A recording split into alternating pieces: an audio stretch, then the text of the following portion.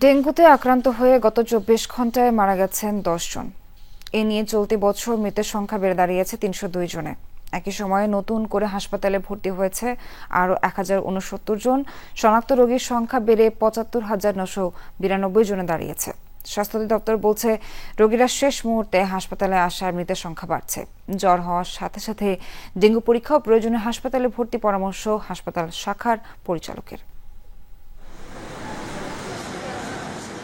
ডেঙ্গুর ভয়াল আক্রমণ নিয়ন্ত্রণ করতে পারছে না বাংলাদেশ।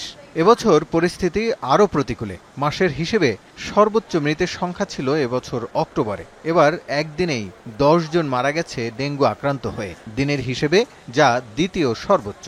যাদের মধ্যে ২ জন বয়স্ক, বাকিরা মধ্যবয়সী। এর মধ্যে ৮ জনই মারা গেছেন ঢাকার বিভিন্ন হাসপাতালে। স্বাস্থ্য অধিদপ্তর বলছে, তাদের সবাই হাসপাতালে ভর্তি হয়েছেন শেষ সময়ে।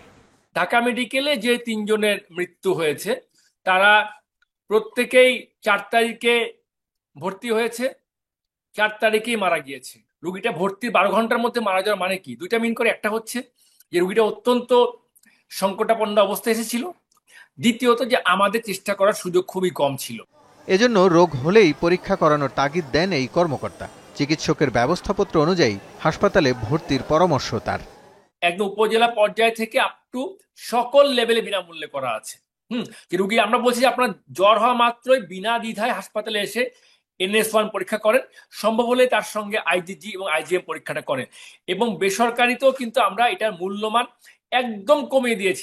বরাবরই জনসাধারণের সচেতনতাকে বেশি গুরুত্ব দিয়ে আসছে স্বাস্থ্য অধিদপ্তর ও সিটি কর্পোরেশন। তারা বলছেন, মশক নিয়ন্ত্রণে যৌথভাবে কাজ করছেন তারা। উই অল আর ওয়ার্কিং, সবাই চেষ্টা করছি আমরা। আমি জনগণকে সচেতন হতে বলবো যে আপনারাও আপনাদের নিজস্ব ঘর বাড়ি, আমরা বাড়ির ৪-৫টা পরিষ্কার করতে পারি, আর ঘরের ভিতরে কিন্তু সরকার পরিষ্কার করতে পারবে না। মশা নিয়ন্ত্রণে সরকারি প্রতিষ্ঠান সফলতার দাবি করলেও বিভিন্ন সময়ে ভেজাল ওষুধ ও অবহেলার খবর আসছে গণমাধ্যমে।